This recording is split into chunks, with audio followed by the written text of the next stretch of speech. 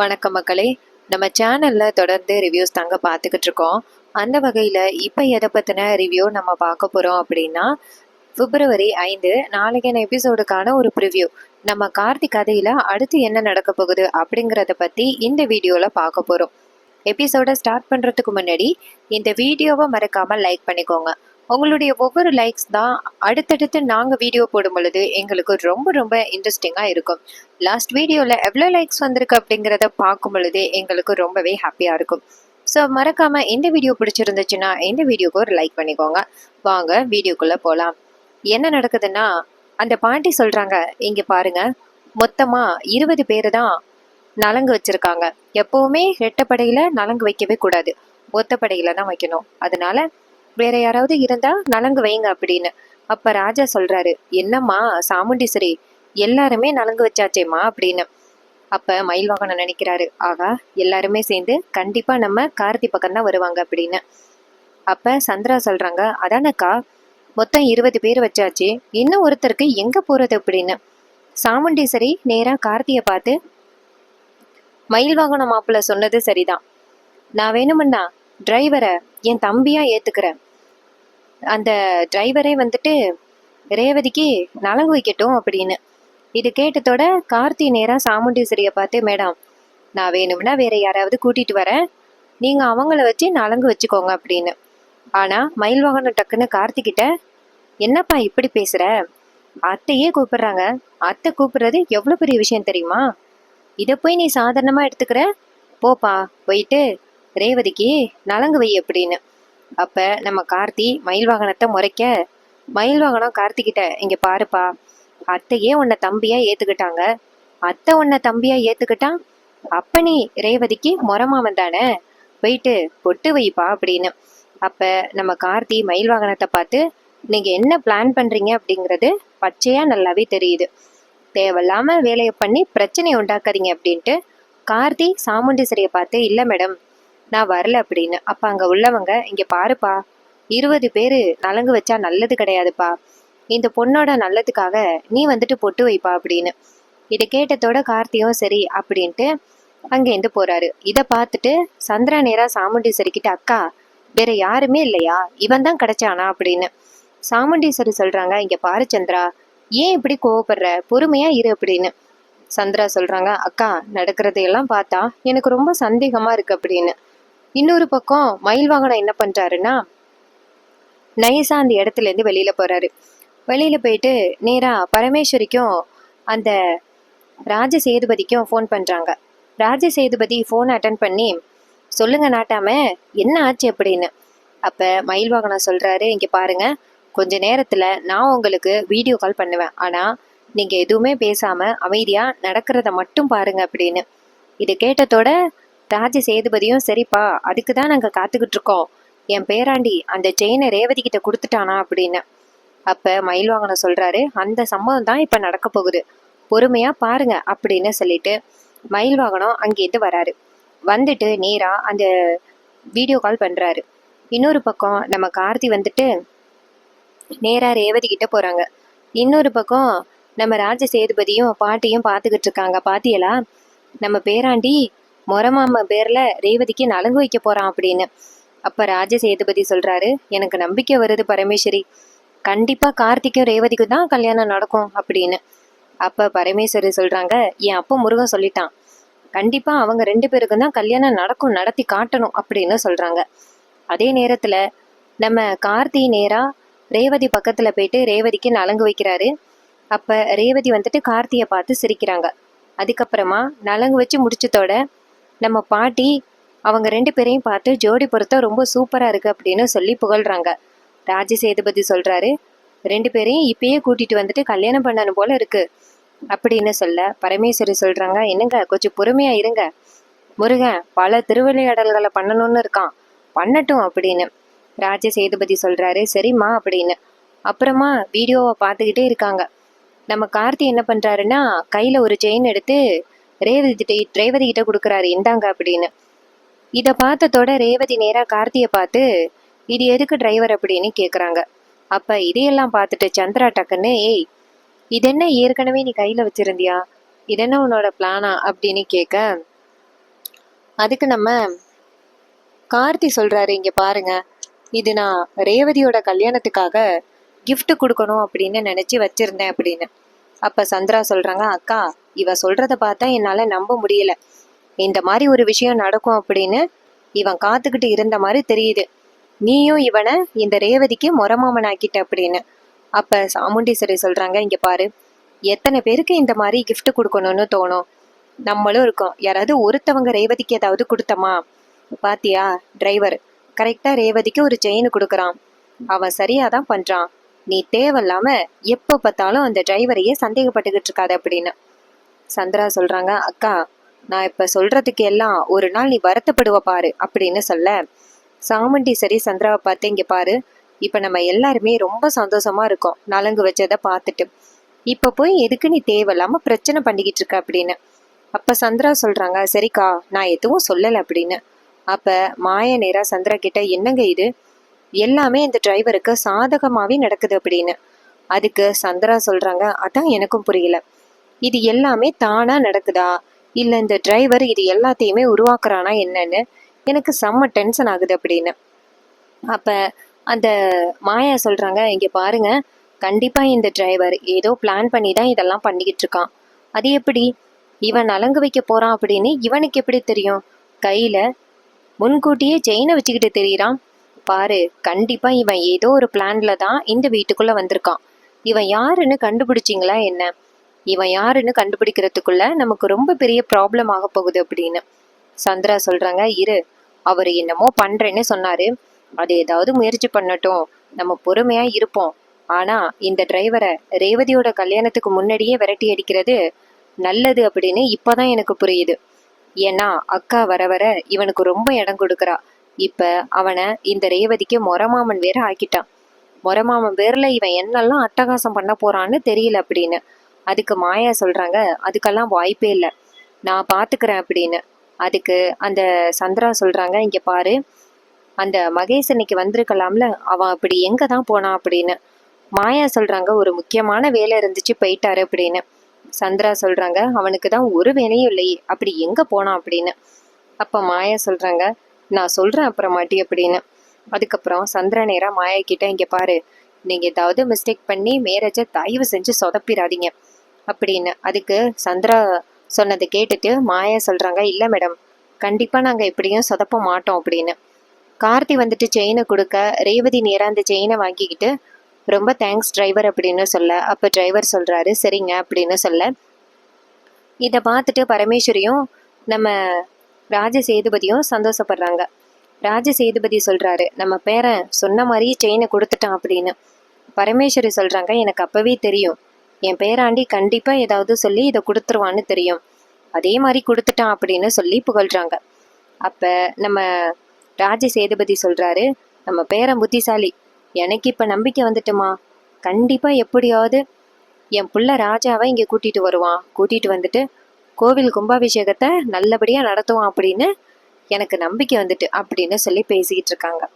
இதை கேட்டுட்டு நம்ம பரமேஸ்வரி பாட்டியும் ரொம்ப சந்தோஷப்படுறாங்க.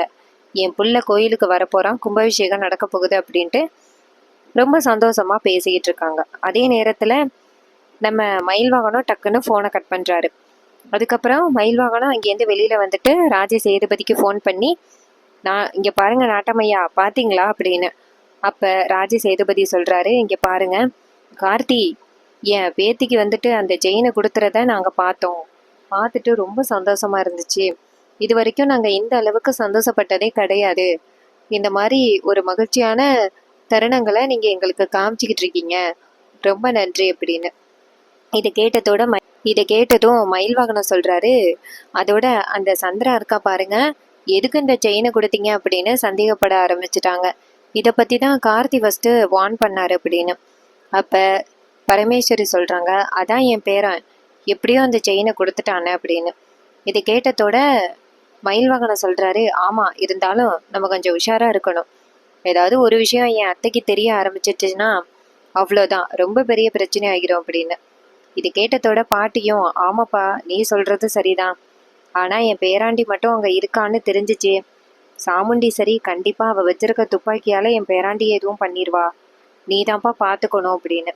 இது கேட்டதோட மயில் வாகனம் சொல்றாரு, இங்க பாருங்க, நான் இருக்கிற வரைக்கும் கண்டிப்பா கார்த்திக்கு எந்தவித ஆபத்தும் வராது அப்படின்னு சொல்ல, அப்ப டக்குன்னு அந்த இடத்துக்கு ரோகிணி வராங்க.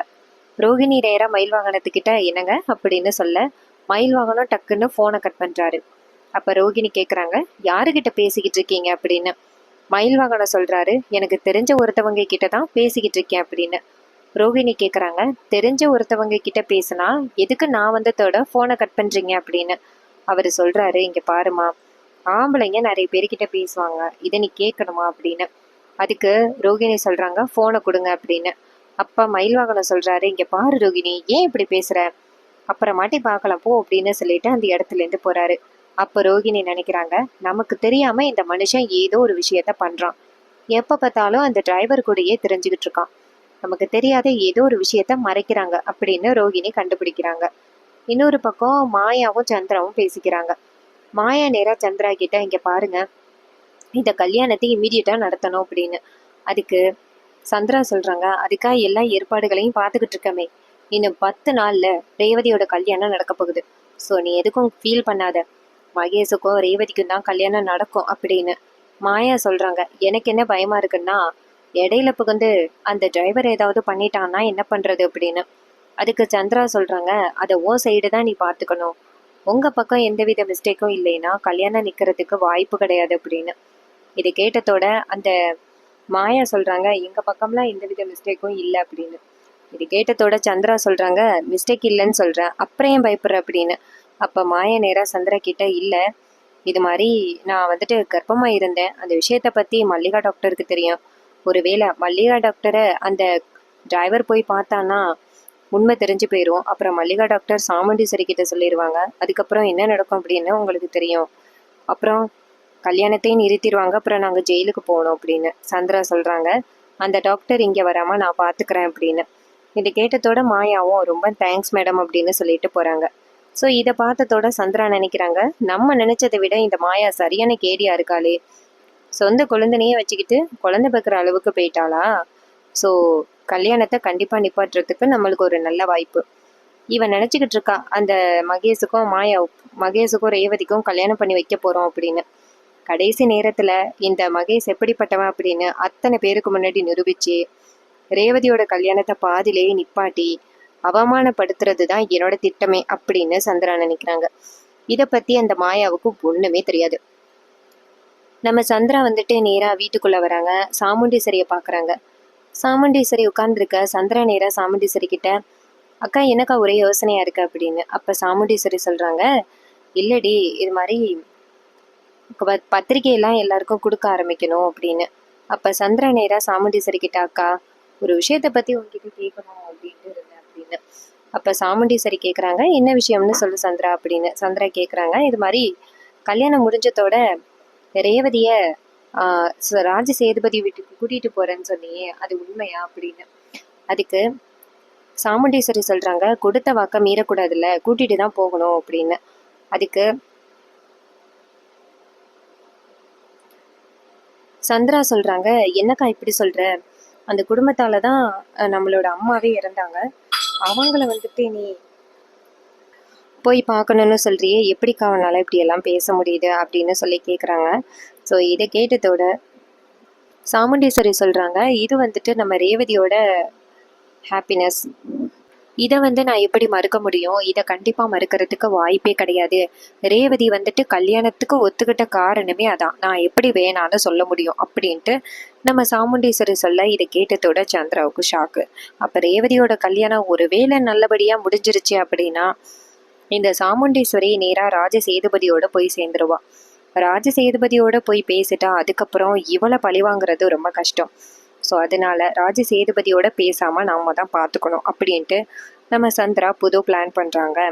இன்னொரு பக்கம் நம்ம கார்த்தியை காமிக்கிறாங்க. கார்த்தியை நேராக மயில் வாகனத்துக்கிட்ட, இங்கே பாருங்க, உங்களால் எவ்வளோ பெரிய பிரச்சனையில் மாட்டிக்க பார்த்தீங்களா அப்படின்னு.